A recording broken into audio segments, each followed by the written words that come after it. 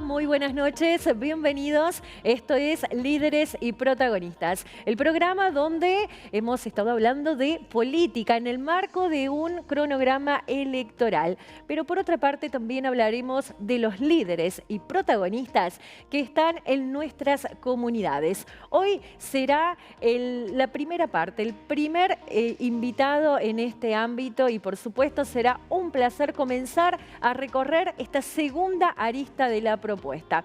Líderes y Protagonistas, una producción de Encenusa Televisión Digital y que puedes ver en los canales cooperativos de toda la región. Y vamos a comenzar, decía, con un programa diferente al que veníamos teniendo porque los invitados eran netamente políticos. Hoy vamos a hablar de los líderes que están en tu pueblo, en tu comunidad y en la sociedad. Pero para introducirnos en el tema, voy a dialogar con la licenciada Natalia Calcagno. Ella es socióloga y vamos a hablar algunos aspectos sobre esto. Natalia, ¿qué tal? ¿Cómo le va? Buenas noches. Buenas noches, ¿qué tal, Gabriela?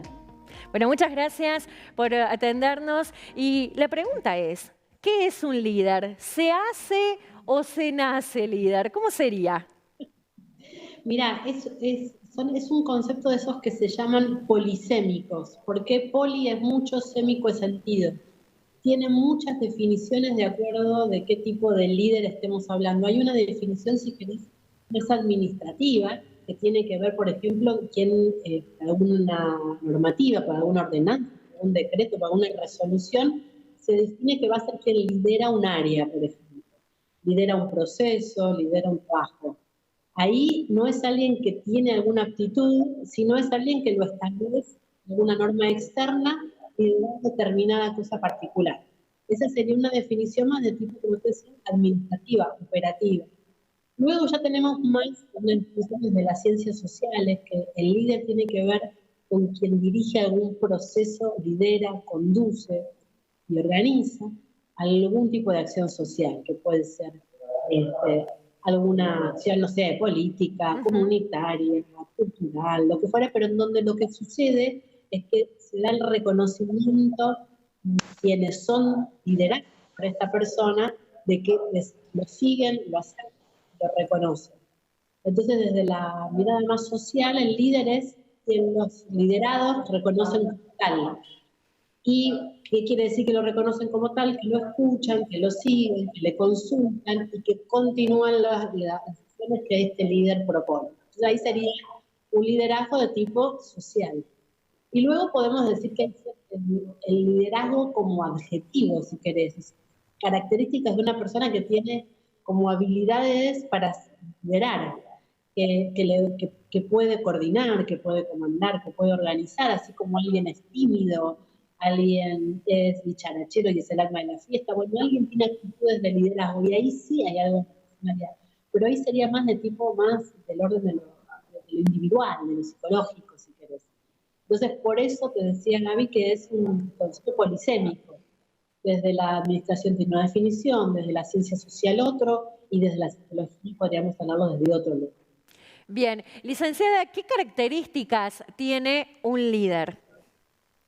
¿Cómo lo Bueno, depende reconocemos? de qué tipo de líder estemos hablando, por eso te decía que no hay una sola definición, pero desde lo que serían los liderazgos sociales, lo más importante me parece que las características están no tanto en el líder en sí, sino o sea, no seas líder si no hay quien te siga, ¿no? O sea, nadie es líder de sí mismo, nadie está solo, por lo menos en estos ámbitos sociales. Con lo cual lo importante es el poder de la representación, de la conducción y de la palabra para que eso suceda. Un buen líder es quien puede lograr que lo que se dice suceda. ¿Por qué? Porque lo siguen, porque lo escuchan, porque lo respetan y porque se sienten guiados por esa persona en ese tema en particular. Bien, independientemente del tipo de líder del que estemos hablando, seguramente esto tiene un impacto entre estos que se sienten liderados y me imagino en una comunidad, en una sociedad donde este líder puede ser con diversas características también, que puede impactar de manera positiva o manera negativa. Pero en el caso del líder como sujeto social activo en esa sociedad, ¿cuál es el impacto que genera? No, me parece que es una parte fundamental, es como un impacto imprescindible, te diría. Hay una serie de situaciones, de hábitos, de acciones, de problemas que suscita la vida en comunidad que requiere, o sea, nosotros cuando somos seres que vivimos en sociedad, si no, no podríamos estar vivos como seres. Hay algunos animales que a lo mejor pueden vivir en soledad. Nosotros somos un tipo de ser vivo que requiere vivir en sociedad. Y vivir en sociedad requiere organizarnos. Si no nos organizamos como sociedad, no podemos subsistir sin conflictos que nos impidan vivir bien. Esa organización involucra a los líderes. Como tenemos que delegar en algunos ciertas responsabilidades, en otros ciertas tomas de decisiones, y en todo esto, esa persona que nos representa, esa persona que toma las decisiones, esa persona que planifica, es un líder. Con lo cual, no podríamos pensar un buen vivir, o sea, sin buenos liderazgos. Con lo cual, el impacto es, te diría, la posibilidad de la vida en sociedad de manera, si es un buen liderazgo, de manera buena, de manera positiva, y nos podamos vivir de forma ordenada y tranquila. Bien, licenciada, trayendo un poco este concepto a nuestras comunidades, a los pueblos pequeños en el cual estamos insertos, de alguna manera ese rol de los líderes es sumamente protagónico, jugando un poco con el nombre del programa, porque son aquellos que han generado o han sido artífices de propuestas, de instituciones, que han llevado a cabo distintos proyectos que después en el tiempo generan diversos resultados y son sumamente positivos para esa comunidad y a su vez se construye toda una historia alrededor de los mismos. ¿Cómo podemos hacer desde la sociedad, los distintos sujetos sociales en esta sociedad civil, para fomentar, pensaba, en los niños, en aquellos que van a ir de alguna manera también visibilizando cuáles son las necesidades dentro de su entorno y poder potenciarlas en un beneficio para todos?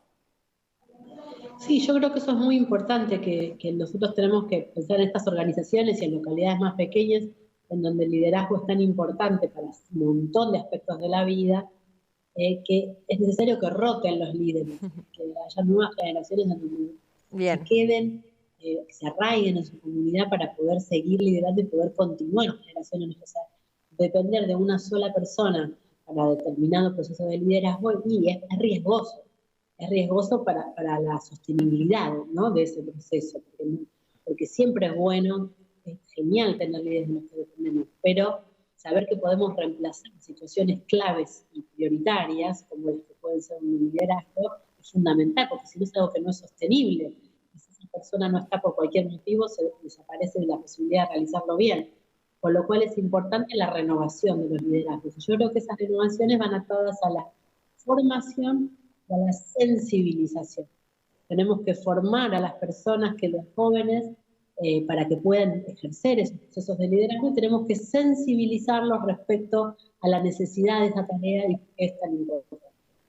Bien, para ir finalizando, licenciada, siempre se dialoga esto por ahí en los grupos, ¿no? El líder como que no da órdenes, directamente en su forma de dirigir ya establece de alguna manera algunos mecanismos que hacen que sus liderados obedezcan, entre comillas, pero de alguna manera lo sigan. Digo, hay como una línea muy fina allí, ¿no?, entre el no ser coercitivo o autoritario al saber gestionar esas conductas de mando, ¿no? Sí, ahí, por ahí lo que vos más decías, yo pensaba, es el carisma, ¿no? La Sí. forma de ejercer el liderazgo a través del carisma, que no tiene que dar órdenes, que por su propia personalidad todo recibe. Esa es una forma de liderazgo. Hay muchas formas. Puede ser el liderazgo desde el saber, el liderazgo desde la autoridad, el liderazgo desde la normativa, digamos, hay muchas maneras. El carisma es una, no diría que necesariamente es la mejor. Y tiene cosas muy positivas, y después a veces es importante que el liderazgo sea desde el saber, por ejemplo.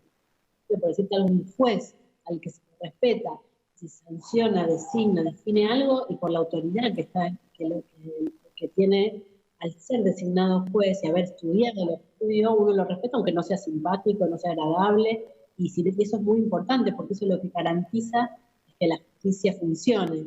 Entonces, creo que es cierto que el carisma es una característica muy valiosa en determinados liderazgos. Los liderazgos son todos distintos y hay que pensar qué es lo mejor para cada caso en particular. No hay una receta como de cocina, diría yo. Hay que adecuar los mejores liderazgos a la situación y el contexto particular. Bueno, la verdad que como bien decía, hay varios tipos y también da para hablar muchísimo el tema y sobre todo si empezamos a analizar, como decía al principio, lo que tiene que ver con nuestras comunidades, teniendo en cuenta la heterogeneidad y la identidad de cada una de ellas y las particularidades en sí, así que da para hablar muchísimo. Le agradezco este tiempo que nos ha regalado. Muchas gracias. Muy estoy a disposición. Muchas gracias. La licenciada Natalia Calcagno, socióloga, hablando un poquito sobre este concepto, líderes. ¿Qué es? ¿A qué nos referimos? ¿Se nace o se hace líder con el tiempo? Es la propuesta que tenemos a partir de esta edición, intercalando también con las cuestiones electorales. Hoy nuestro invitado tiene que ver con esos líderes que vemos en la comunidad. Ya volvemos.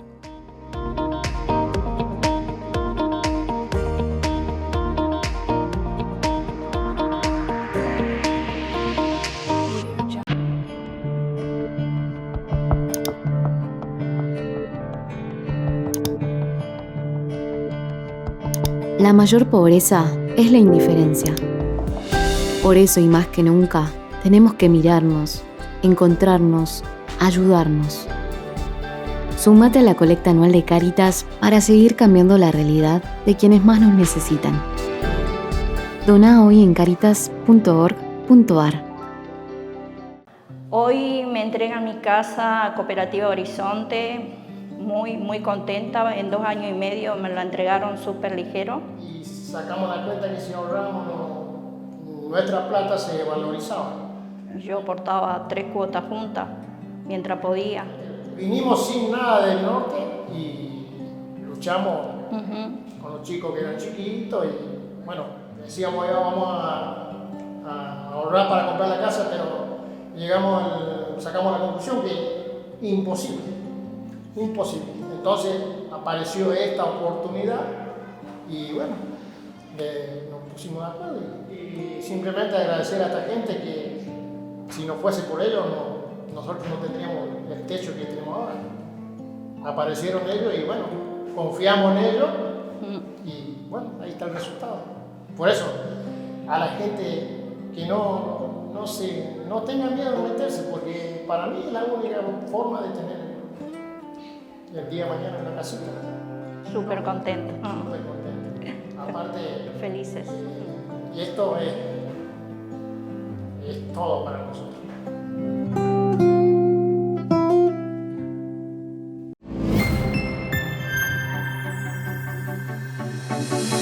Hola, soy Gabriela Peralta, creadora de Alcemusa Televisión Digital, una nueva propuesta para que conozcas, accedas y disfrutes de contenidos audiovisuales en la palma de tu mano.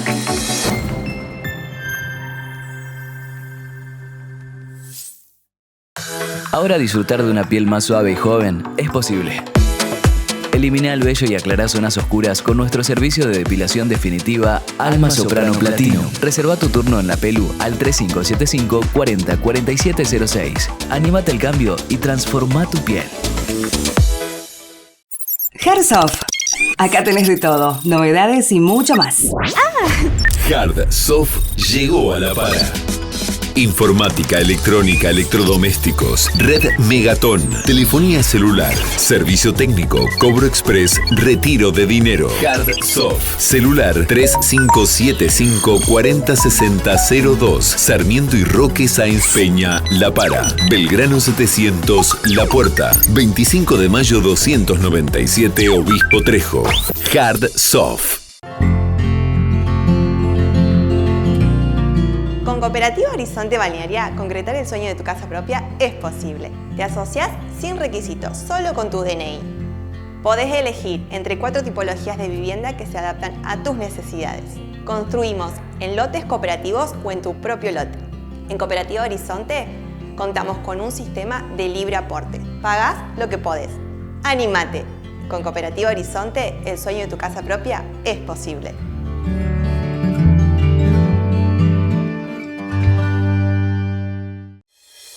Líderes y protagonistas, el programa periodístico que estabas esperando para informarte mucho más, con la conducción de Gabriela Peralta, todos los domingos por Ancenusa Televisión Digital.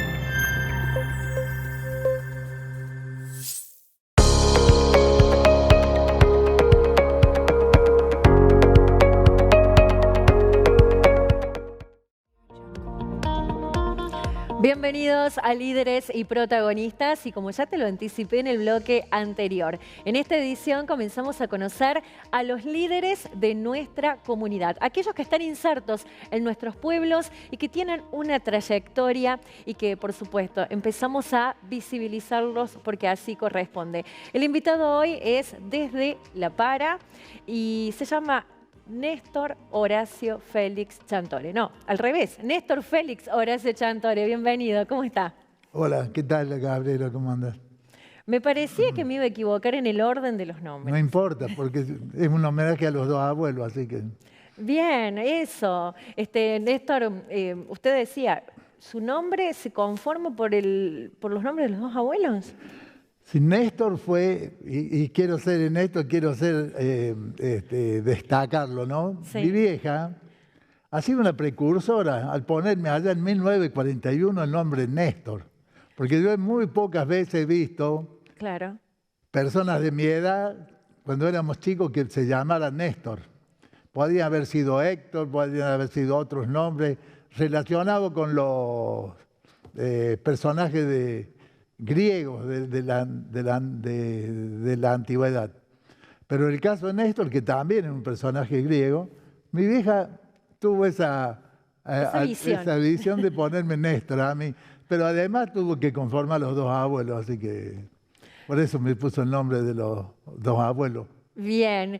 Néstor, bueno, un placer que esté aquí, nuestro primer invitado como líder realmente, que así lo considero, lo presento al resto de la audiencia. Usted es muy conocido en la provincia de Córdoba, por supuesto, a través de distintas incursiones, actividades que ha llevado adelante, pero también como llegamos a varios departamentos, al departamento Río Segundo, por ejemplo, San Justo, Río Primero, donde usted ya es un prócer prácticamente en lo que tiene que ver con el básquet, con el mutualismo, con el cooperativismo. Cuéntele a la audiencia dónde nació, hablaba recién de sus padres. ¿Quiénes fueron sus padres? Bueno, unos agricultores, una gente de campo. En realidad, donde yo nací fue a 18 kilómetros por camino de tierra al sur de La Para. Digamos, entre La Para y Arroyito, más o menos por ahí en esa zona, pero más cerca de La Para. Pero eso fue en 1941, que cuando, por eso se dan cuenta que no me cocino con un solo hervor. Y en 1944 ya mi padre y dos hermanos que vivían en el campo se fueron a trabajar en una empresa que compraron a La Para. Y me crié siempre en La Para, hice la escuela primaria ahí, nada más que el colegio secundario, como no había escuela de secundaria en La Para, me mandaron a Córdoba, al colegio Pío X, de los curas salesianos, y ahí hice 6 años para recibirme de bachiller y perito mercantil. Bien. Y luego hice un año de ingeniería, me gustaba bastante, mucho la matemática, tenía facilidades, pero no me pude adaptar al sistema, porque en un colegio más o menos reducido, éramos 16 cuando nos recibimos en 6º año, era cuestión de preguntar al profesor todas las dudas y todo eso. Cuando me tocó asistir a las clases de álgebra o de matemática, digamos, en la Universidad de Córdoba, éramos más de 500. No me pude adaptar a ese sistema y tuve, no sé si la suerte o la oportunidad, porque me buscaron de trabajar en una cooperativa que hacía 4 años que se iniciaba, 3 años que se iniciaba, en La Para, y ahí hice todo un poco una carrera. Y me sirvió mucho lo que había aprendido en el colegio secundario como como perito mercantil. Claro. Porque eso me permitió en poco tiempo, 5 años, 6, ya ser el contador de la cooperativa después ya fui subgerente, después pasé a ser gerente. Bien. Néstor, como recién usted decía, una familia trabajadora, vinculada al agro, ¿cómo es que sus antepasados, sus abuelos, llegan a Argentina y que de alguna manera empiezan a echar raíces aquí en nuestro país y, bueno, ustedes en La Para? Bien. Porque de pronto ustedes llegan a La Para cuando no teníamos ni el pueblo fundado. La Para se fundó en 1911. Claro, y de parte de mi padre, Sí. mi abuelo, en 1913 compró campo ahí, que yo les mencioné, ahí al sur de La Para. Al sur, claro. En cambio, mi abuelo materno, de apellido Monteresino, Sí. compró campo en 1909.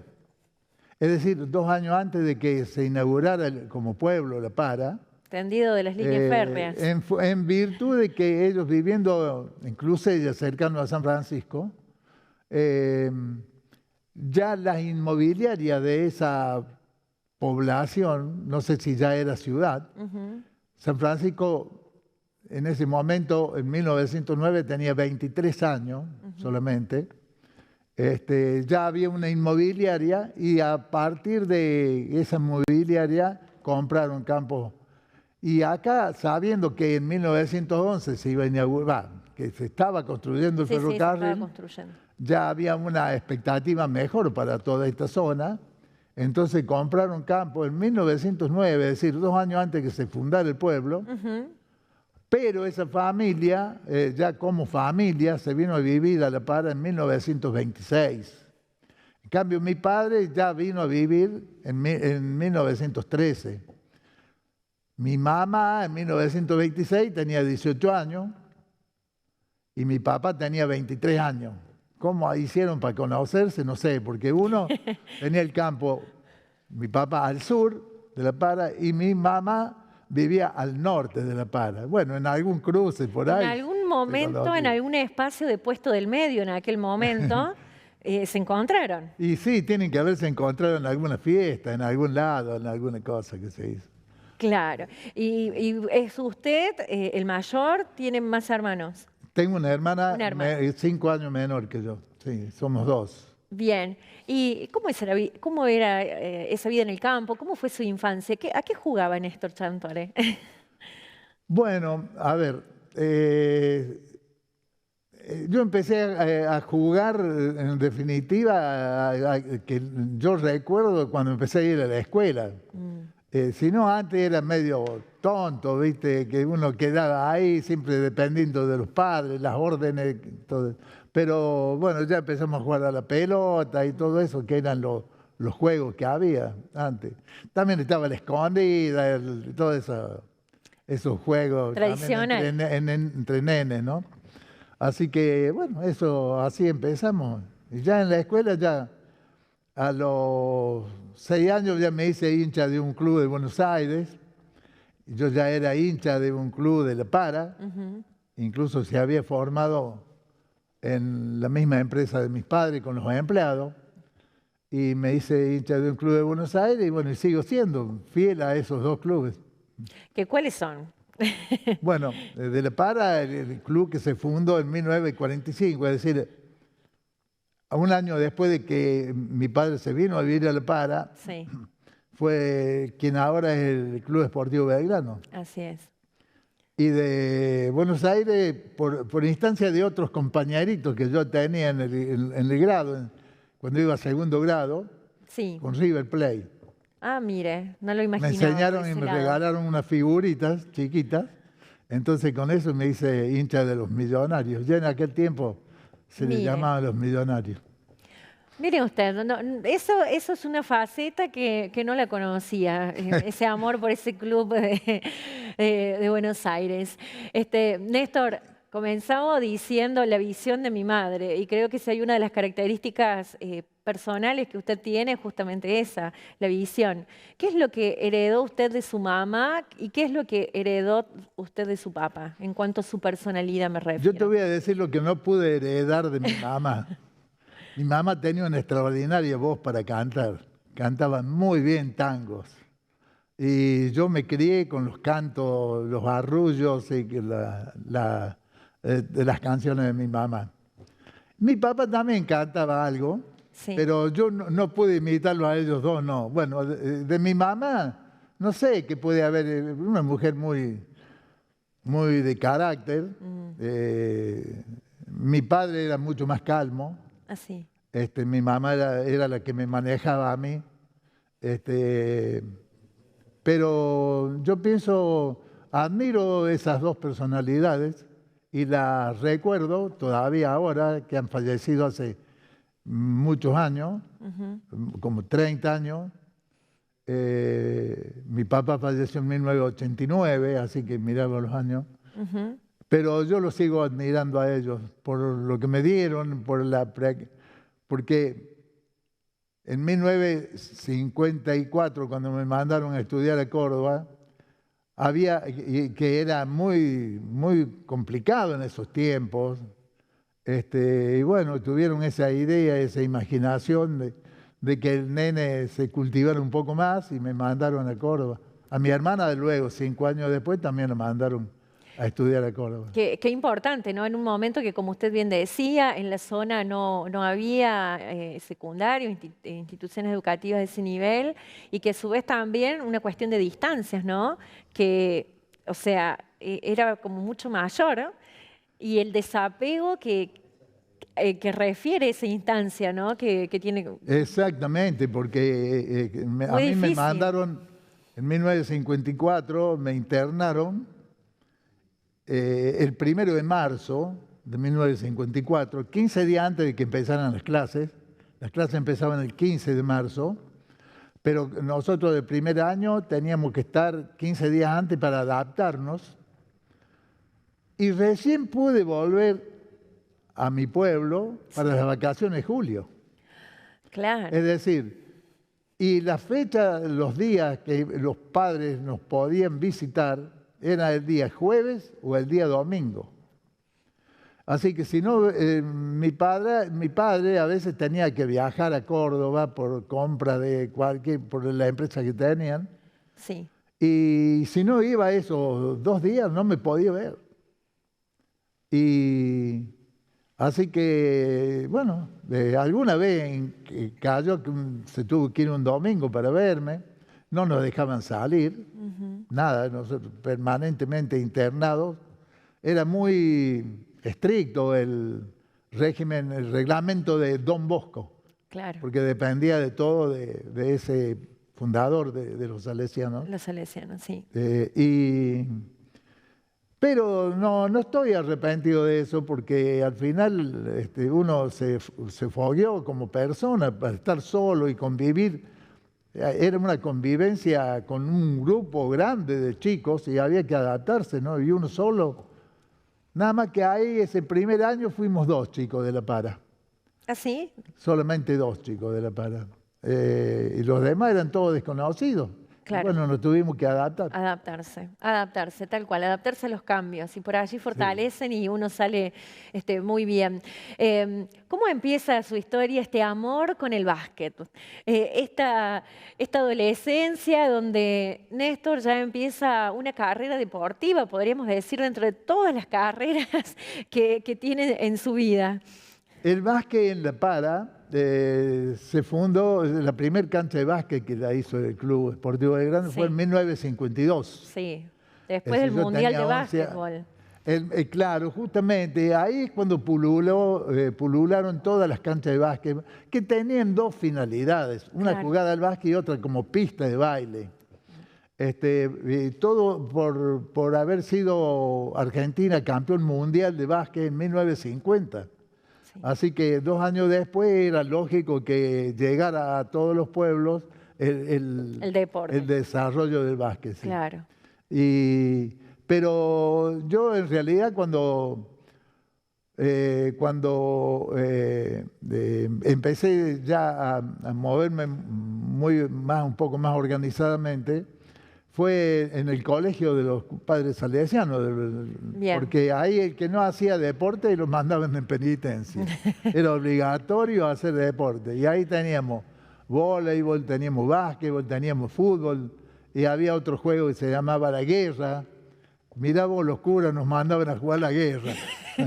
Bueno, de todos modos, era un lindo deporte. Bueno, así que después teníamos billar, teníamos metegol, todo. Es decir, que había una competencia en todo, ¿no? También nos daban cine, nos hacían hacer teatro. O sea, una heterogeneidad de actividades absolutamente interesantes, es decir, muy ricas. Es que nosotros teníamos que llenar dentro de no solamente las horas de clase, que ir a asistir a clases, sino que estudiar.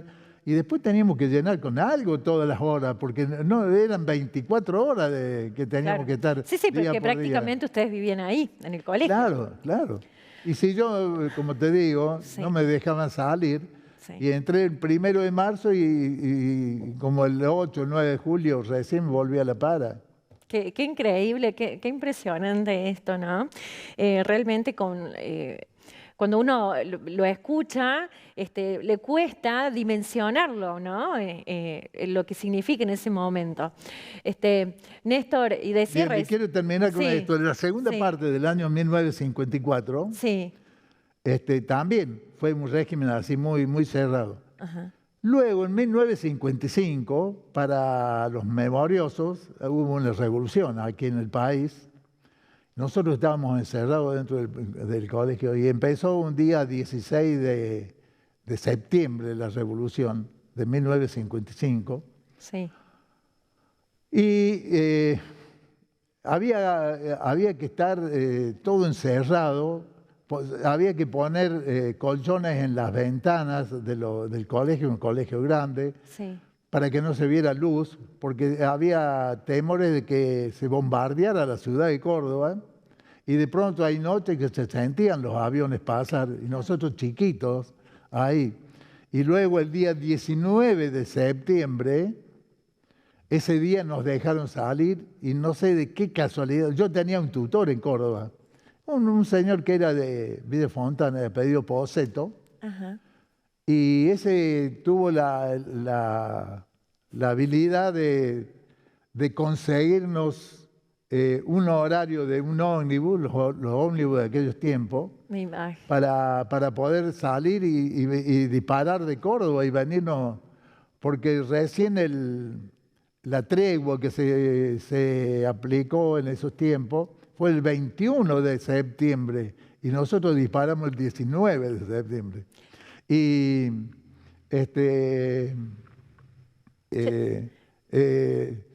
mis padres y el padre de otro muchacho que también estaba estudiando conmigo habían intentado ir a buscarnos en un auto y los pararon en el río primero y no lo dejaron salir para Córdoba. No. ¿Qué años, qué historias y cómo, bueno, como usted decía, las historias propias también del país, cómo van influyendo. Ahora, yo le admiro la memoria, los días, los años, las fechas, todo, absolutamente, ¿usted recuerda? Sí, pero es que son momentos que uno no se los puede olvidar. Y bueno, y después ya en 1956 hubo una epidemia de gripe. Sí. No me acuerdo si era gripe, pero también hubo una epidemia de poliomielitis.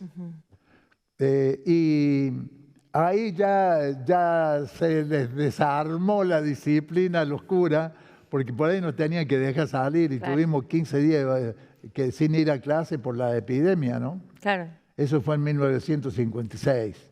Absolutamente factores externos, ¿no? que también van influyendo.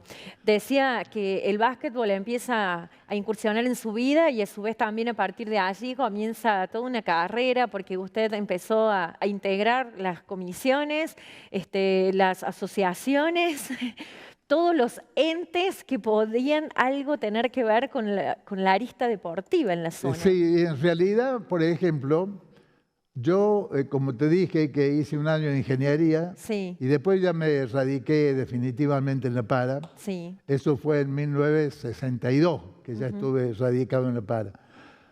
Y empecé a integrar como una subcomisión de apoyo entre otros chicos del Club Belgrano.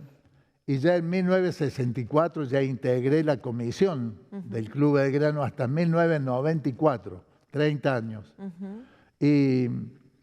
Y en 1965, yo ya se jugaba al básquet en el Para, como te digo, la primera cancha se hizo en 1952. Sí, sí. Y yo a veces jugaba, pero en los veranos, ¿viste? No, porque antes era todo en verano nomás. El invierno no había luz en las canchas ni nada. Claro. Y en 1964 empezamos a notar que para competir con otros clubes ahí estaba todo muy desorganizado. Entonces, a través de un señor que en ese tiempo, 64, era gerente de la cooperativa en donde yo trabajaba, don Alberto José Mignini, el padre de Pelusa Mignini, el abuelo de Horacio. Mignini. Él tenía contactos con amigos que estaban vinculados al básquet en Córdoba. Y entonces el día 9 de enero de 1965 fundamos, con el liderazgo un poco de los jugadores, más que todo, pero los involucramos los dirigentes de los clubes, fundamos la Asociación de Básquetbol Noreste. Sí. Y con la presencia en esa primera reunión fundacional de 4 grandes dirigentes de la Federación de Básquetbol de la provincia de Córdoba.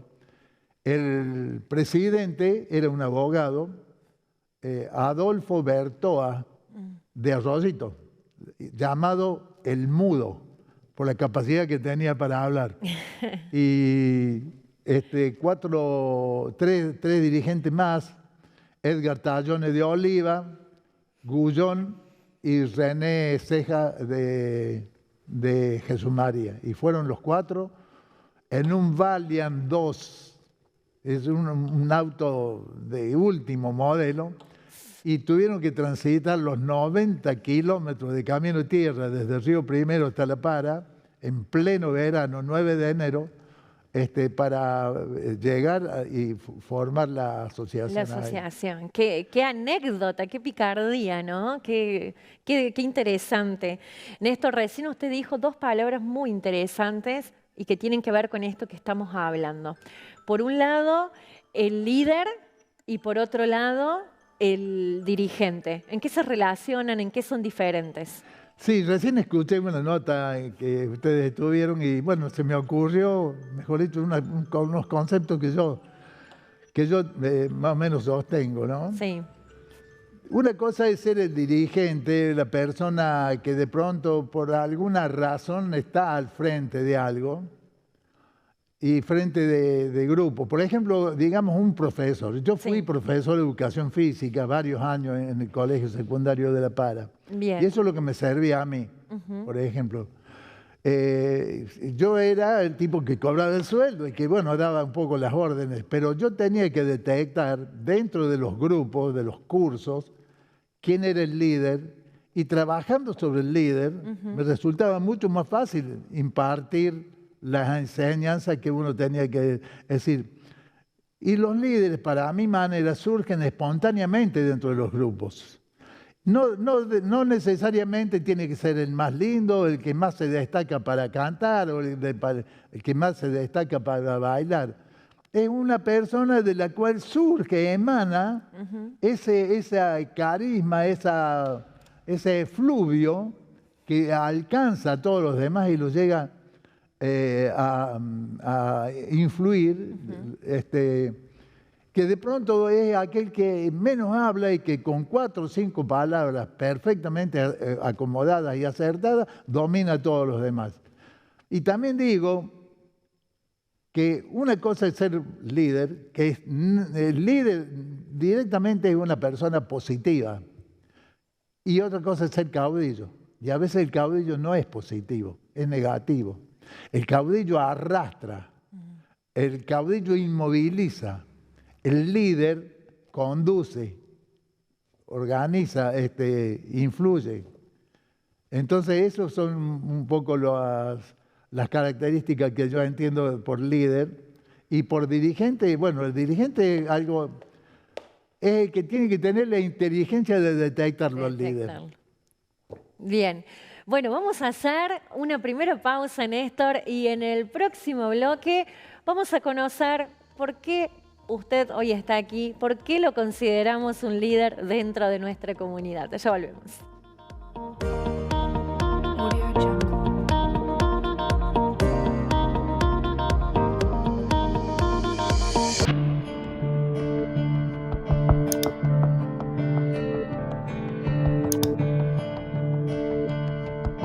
La mayor pobreza es la indiferencia. Por eso y más que nunca, tenemos que mirarnos, encontrarnos, ayudarnos.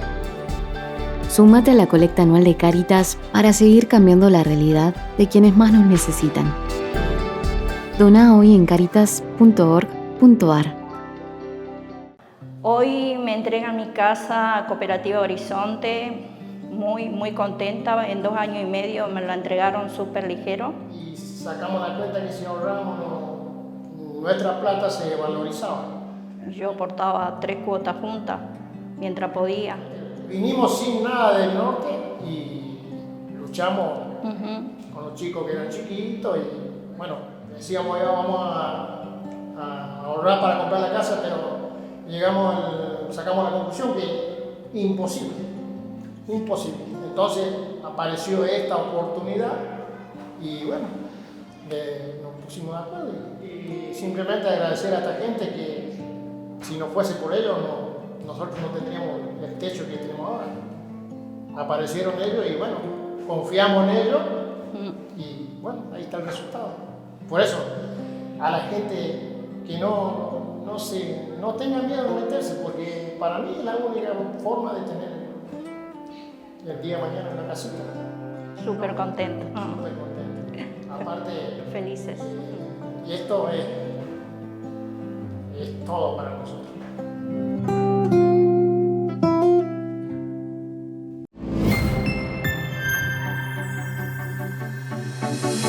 Hola, soy Gabriela Peralta, creadora de Alcemusa Televisión Digital, una nueva propuesta para que conozcas, accedas y disfrutes de contenidos audiovisuales en la palma de tu mano.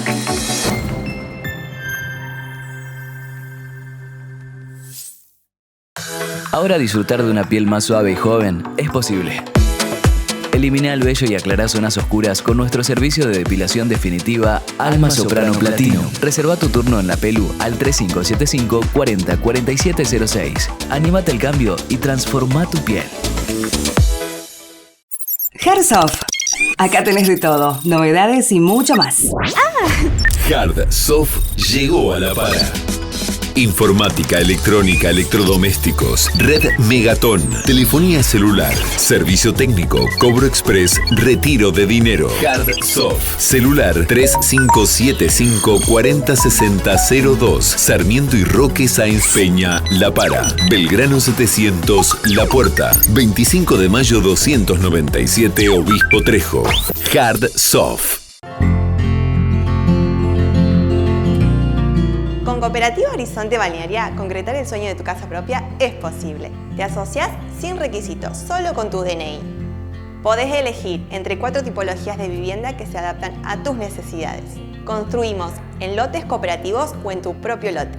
En Cooperativa Horizonte contamos con un sistema de libre aporte. Pagás lo que podés. ¡Anímate! Con Cooperativa Horizonte, el sueño de tu casa propia es posible.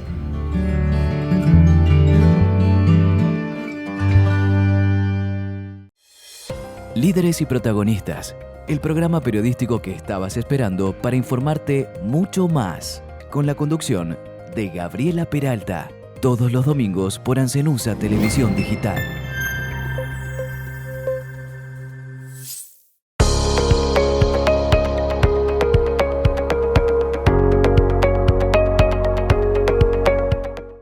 Néstor Giantori es un gran luchador por la institución que él ama, que es el Club Deportivo Belgrano. Fue uno de los propulsores de la creación de la Mutual de ese club. Y bueno, quizás haya descuidado mucho de lo de él para dedicarse al club. Él se identifica con la disciplina de básquet. Él fue uno de los que tuvieron una reunión cuando se creó la Asociación Noreste de Básquet allá en el 1965. Y puedo decirte que en la región ese deporte gran parte se lo debe que todavía perdura a Néstor Giantori. Es un luchador por sus ideales, descuida lo de él por el deporte y la institución que representa. No, yo pienso que la figura de Néstor, especialmente en el deporte básquet, nunca se va a olvidar. Hay que reconocer todo lo que él hizo por ese deporte. Bueno, Néstor Yantores para mí es una persona, para calificarlo, es un gran visionario. Fue el creador, el promotor y el que estuvo a cargo, ¿no es cierto?, de la Mutual Esportivo Belgrano, allá en el año 1991. Y yo siempre digo, gracias a él y a la primera comisión es que está, nuestra Mutual está vigente. Una persona honesta y un gran luchador, con muchos ideales para su club Belgrano, su gran amor, y todavía hoy está luchando para que los jóvenes puedan hacer el deporte, que es el básquet, el deporte favorito de él. Bien, un centro de entrenamiento que la Mutual le colocó su nombre. Sí, bueno, Néstor no quería, pero pienso que los homenajes hay que hacerlos muchas veces, pienso que hay que hacerlo en vida, ¿no es cierto? Y bueno, que él se sienta orgulloso de su paso por tanto la Mutual, que fue nuestro primer presidente, como todo lo que ha hecho por el Club Belgrano. Por eso yo te califico como una persona, un gran visionario y además muy, pero muy honesto.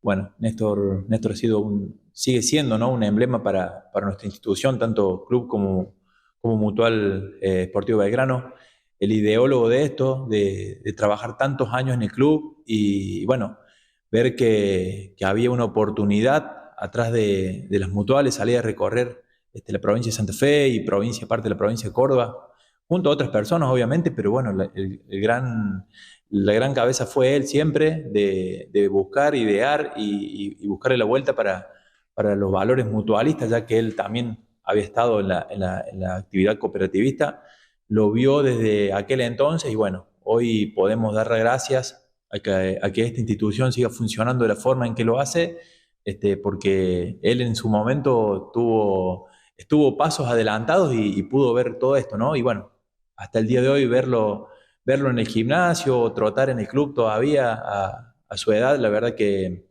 enorgullece muchísimo y nada, ojalá hubiese más Néstor Yantores en nuestro club para seguir haciendo grande. ¿Cuáles son los valores como persona que vos destacas?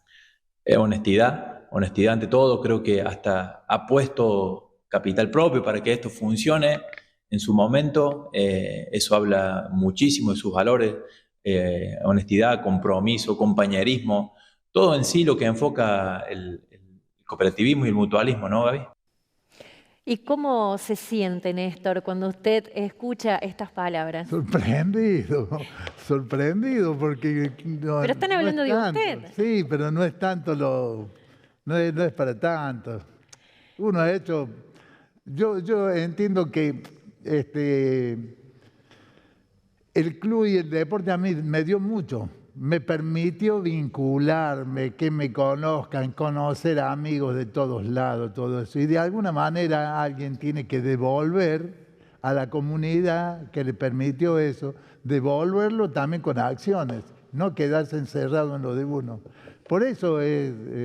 bueno, y en cuanto a la formación de la Mutual, que fue la primera que se fundó en toda la región, en realidad...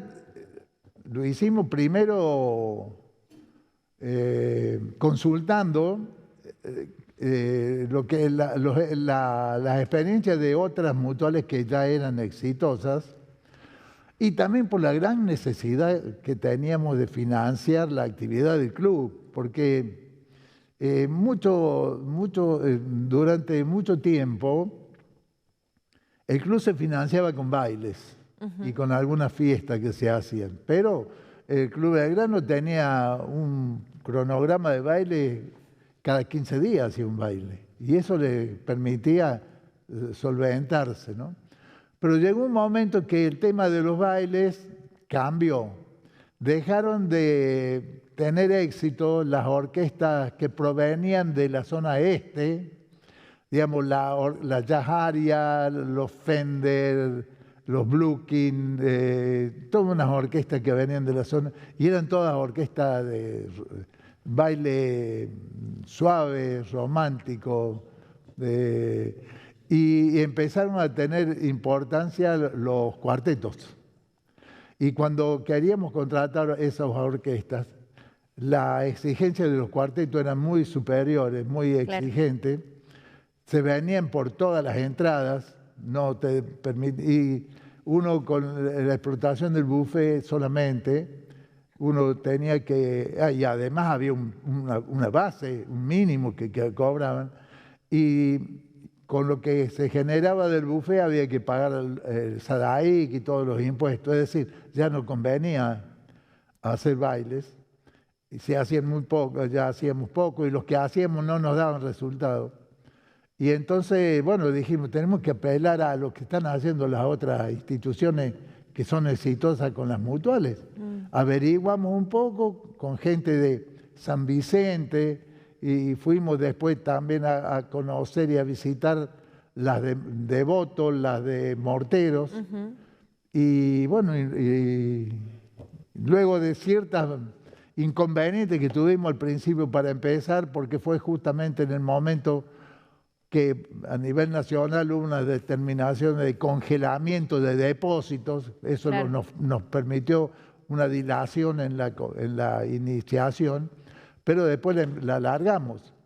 Y bueno, nos encontramos con una muy buena respuesta de la gente en cuanto a las demandas que tenían, en cuanto a la ayuda económica, y tuvimos que salir a pedir plata prestada por todos lados para poder después nosotros represtar. Claro. Bueno, al final nos confió en nosotros la gente y directamente se puso en marcha la mutual. Y usted lo dijo, la primera mutual en la zona, me refiero a Mutual Esportivo Belgrano, después fueron como semillitas germinando a lo largo de los pueblos, y lo que ha significado este movimiento mutualista en las localidades, porque realmente han sido un antes y un después en la historia de nuestros pueblos. Por supuesto, los clubes son como la madre que gestó a esas entidades por las razones que usted menciona, sí. Entre otras, por supuesto. Pero a su vez me refiero en el impacto económico, en el impacto social. Por allí, personas que de pronto no califican para ir a pedir a solicitar una ayuda económica a una entidad bancaria porque no están registrados laboralmente, porque su recibo no llega a calificar o las razones que sea. Las entidades mutuales han generado ese respaldo. Fuentes de trabajo también. Por supuesto, fuentes de trabajo y bueno, y ni hablar de las cuestiones sociales, ¿no? Por eso sí, digo Sí. Quería agregar esto, cuando se fundó la mutual, ¿qué hicimos nosotros? Transformamos en una asamblea, transformamos al club en una mutual. Claro. Es decir, era una entidad del club que dependía de Inspección de Sociedades Jurídicas de la provincia de Córdoba. Claro. Es un ente provincial. Y pasábamos a depender del INAM, un organismo nacional. Bien, entonces hicimos el acta de la asamblea y todo eso de la transformación, de la nueva... es decir, convertimos al club en el... Cuando me tocó, por ser el presidente, ir y llevar todos estos papeles a Buenos Aires, sin haberle avisado todavía al organismo provincial que dejábamos de vincularnos con ellos. Cuando fuimos a Buenos Aires, me tocó ir a mí, recibimos un consejo muy importante, es decir, si ustedes al club, con todas las actividades que tiene el club, todavía le agregan todas las actividades que se va a generar con la actividad mutual, claro. Van a tener una entidad demasiado grande y que una sola comisión no lo va a poder manejar. Entonces, lo que conviene, me dijeron, es que hagan una entidad distinta. Entonces va a estar la comisión del club trabajando para el club y va a haber una nueva comisión para la mutual exclusivamente. Claro, con otros objetivos incluso. Y hagan una cláusula de unión para anexar una cosa a la otra. Y eso es lo que regresamos de Buenos Aires, regresé de Buenos Aires y presentamos la idea y efectivamente lo hicimos así. Es decir, a esa entidad que era la dependiente de Córdoba, la que habíamos transformado y que luego no tuvo... En Córdoba ni se enteraron de eso, el club siguió estando, nada más. Néstor, su historia con las instituciones es muy amplia. Decía usted que comienza trabajando en una cooperativa que fue muy importante en la historia de la Para. Luego funda la Mutual Esportivo Belgrano, sus participaciones en el club, en las asociaciones deportivas. Recuerdo la época de los Suki Juegos, donde tengo esta imagen, Néstor, usted y todos los chicos, bueno, en este caso que yo acompañaba a mis hijos por el ajedrez, por detrás. Y me imagino que así debe haber sido en todas las otras disciplinas, porque usted iba acompañando a todos. Sí, sí, bueno, era una responsabilidad también, porque todos esos viajes tiene que haber una persona que se hace cargo. Sí, sí. Tal cual. Pero además porque me gustaba participar, no solamente en el ajedrez, sino en yo menciono el ajedrez que fue la experiencia. El vóley femenino que empezó en esa forma, ahora el vóley tiene vida propia, pero antes lo empezamos nosotros. Sí. Eso fue en 2002, que se fundaron lo que se llamó Consejo Regional del Deporte número 11. Número 11. Iba a decir número 15. Sí, también, porque, bueno, hubo un cambio.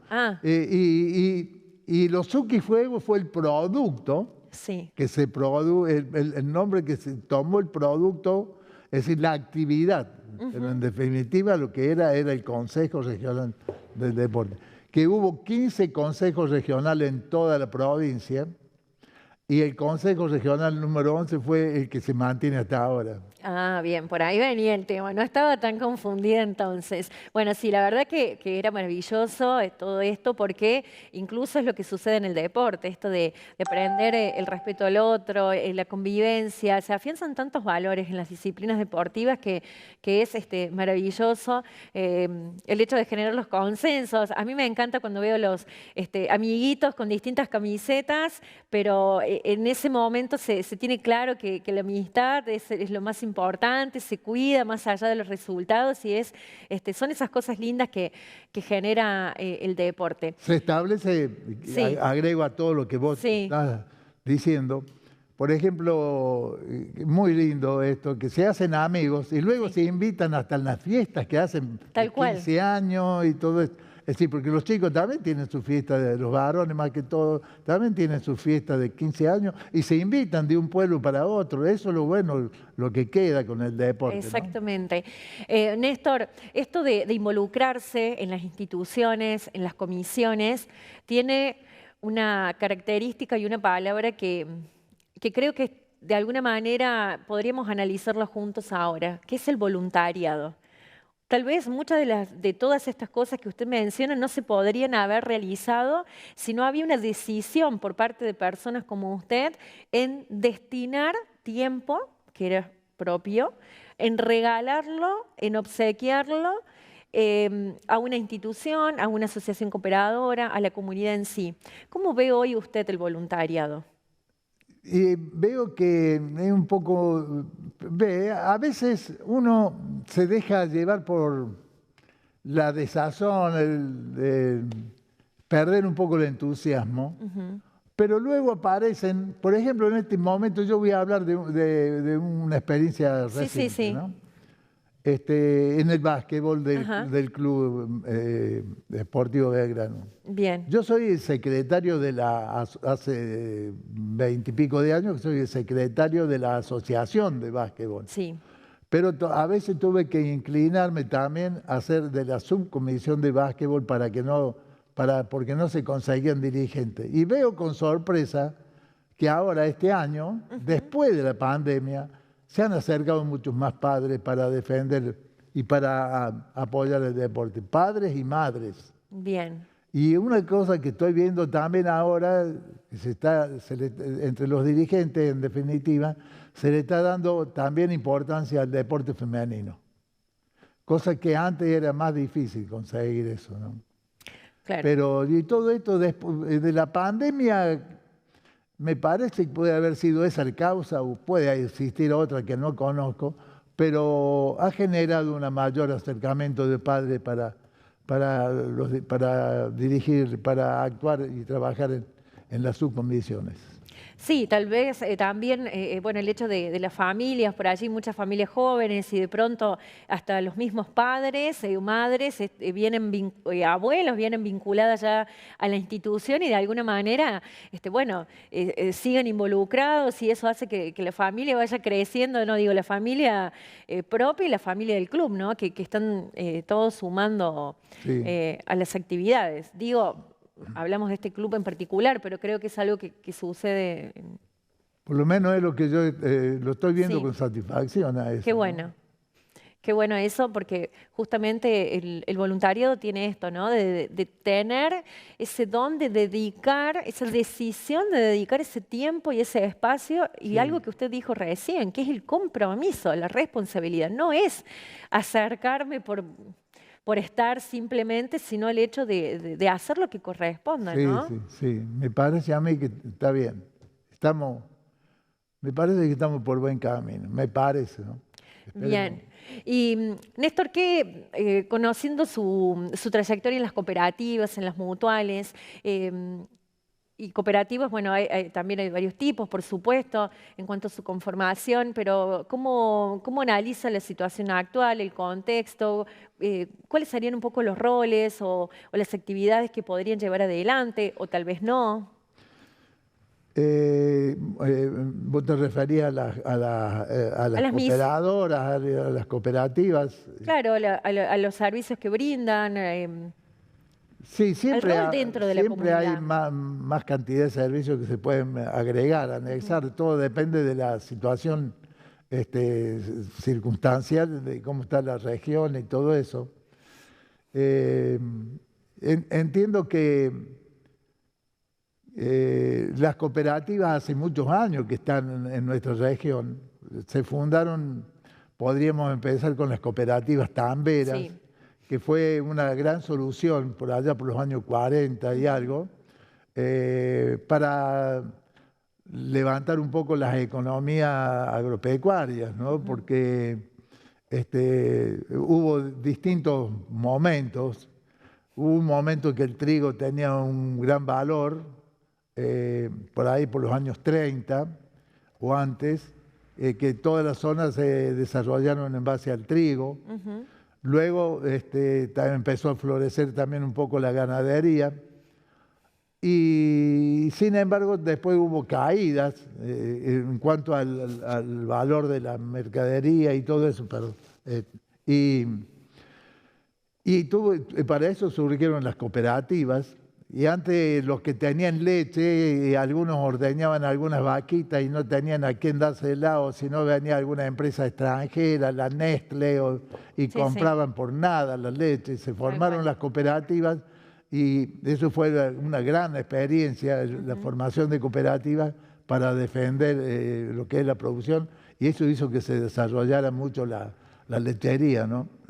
Lechería que en este momento se abandonó un poco el tema de las cooperativas, y estaba escuchando esta mañana precisamente por una radio, en donde en la provincia de Santa Fe se cerraron en los últimos tiempos 136 tambos, porque ya no les rinde más, tienen que ser tambos enormes, con muchísimo volumen de leche para poder andar. Bueno, no sé cómo se va a resolver esta situación, pero bueno, en su momento, por allá en la época de los 40, los 50, la cooperativa de tamberos fue la gran solución, ¿no? Y ahora, bueno, cooperativas más que todo están para brindar servicios, como ser las cooperativas de electricidad. Claro. Bien. Sí, el sistema cooperativo y mutualista es fuerte en nuestra zona, es muy grande. Sí, Y tiene un rol indispensable. A ver, cooperativas de electricidad brindan servicios que ninguna otra institución brinda. Claro, exactamente. O sea, y eso también surgió, porque antes, incluso la firma de mi padre, que eran él y dos hermanos, tenían la usina del pueblo también. Así comenzó todo. Pero en 1958 se formó una cooperativa, y bueno, esta empresa, mis padres, no estaban muy conformes, no les interesaba mucho seguir generando la luz, y vino la cooperativa y se constituyó y ahí brindó un mejor servicio indudablemente. Incluso se produjo el cambio de régimen de electricidad. En vez de corriente continua, se pasó a la corriente alternada, que fue mucho mejor. Claro, bueno, eso no lo mencionamos. Sus padres nos daban luz a los parenses allá por... Sí, ellos cuando compraron esa empresa, se la compraron a una firma Macaño. Sí. Tenían carpintería, taller mecánico, tenían fábrica de hielo, tenían la usina. La usina en su momento era generada la electricidad a través de motores a vapor. Y luego se compraron los nuevos motores de bajas revoluciones y bueno, se fue creciendo de esta manera. Los primeros a vapor eran calderas, eran grandes calderas, pero y se fue transformando. Antes salía del lugar de origen de la electricidad con un voltaje de 230 y llegaba a la punta del pueblo con un voltaje de 180. Claro. Así que los que estaban al final del pueblo tenían una luz suavecita. En cambio, con la luz alternada es distinto. Sí. Así es. Néstor, y bueno, recién mencionaba, Néstor, la cooperativa que comienza sus funciones, o mejor dicho, se funda en 1958, un 15 de junio, que es justamente la cooperativa de La Para. De allí estábamos hablando, sí. 65 años cumplió esta semana. Claro, sí, yo me acuerdo porque... Y sí, me está contando usted la historia. Sí. Nosotros después la leemos en los libros, pero que está bueno conocerlo para poder, como siempre digo, involucrarnos y desde allí saber dónde estamos insertos, ¿no? En este caso, en la comunidad de La Para. Néstor, para cerrar este encuentro y agradeciéndole que haya venido hasta los estudios de Covisar aquí en Villa Santa Rosa, ¿cuál es el consejo que le podría dejar usted, por un lado a los jóvenes y por otro lado a los dirigentes, como usted hacía referencia recién? Los jóvenes con el tiempo tienen que ser dirigentes y tienen que pensar que en todas las comunidades existen carencias y la única forma, o una de las principales formas de esas carencias, ir como a nosotros nos pasó, ir solventándolas, ir cubriéndolas, esa falta, involucrándose. No hay otra forma, no hay que esperar que todo venga del Estado, que venga de arriba. Tenemos que movernos nosotros como dirigentes, porque de lo contrario, incluso, por ejemplo, el tema de los caminos. El tema de los caminos, nosotros vivimos con camino de tierra y tuvimos muchas reuniones con el gobierno y todo eso, pero por lo menos yo participé más o menos en 6 o 7 reuniones haciendo notas, presentando las alternativas que podía haber, cómo mejorarían las localidades si venía el camino de tierra. Porque es una cuestión de Estado, también de los gobiernos, el brindarle a todas las comunidades las mismas alternativas. Así es. Estando la ruta sobre la ruta 19 y no estando la 17, las grandes alternativas de beneficiarse las tenían los que estaban sobre la ruta de asfalto, no la ruta de tierra. Tal cual. Entonces, bueno, pero eso lo logramos nosotros después de tanto bregar y pedir, ¿no? Claro. Gestionar, involucrarse y gestionar. Néstor, como siempre, nuestros invitados se llevan los mates pintados a mano de Gaba, a quien agradecemos siempre, así que no podía ser menos que nuestro líder, nuestro primer invitado en esta arista de líderes y protagonistas, se lleve de regalo este mate. Néstor, muchísimas gracias. Muchísimas gracias. Y quiero agradecer que me hayan considerado un líder, pero simplemente uno es alguien que trata de aportar lo mínimo posible o lo que uno puede aportar a las comunidades. De eso no me voy a arrepentir nunca. Bueno, muchas gracias. Néstor, Félix Horacio Chantore. Ahora bien lo digo, entonces, nuestro primer invitado en este programa de líderes y protagonistas allí, llegando a las comunidades y visibilizando a quienes se destacan por su trayectoria. Líderes y protagonistas, el programa periodístico que estabas esperando para informarte mucho más, con la conducción de Gabriela Peralta, todos los domingos por Ancenusa Televisión Digital.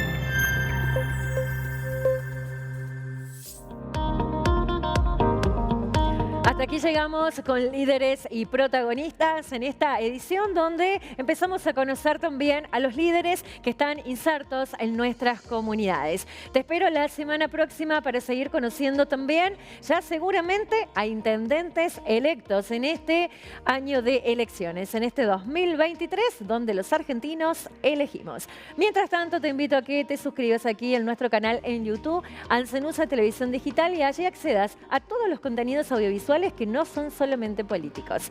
Te espero en las redes sociales entonces y escribime por WhatsApp y postula al líder o protagonista de tu comunidad. Nos vemos el miércoles. Gracias.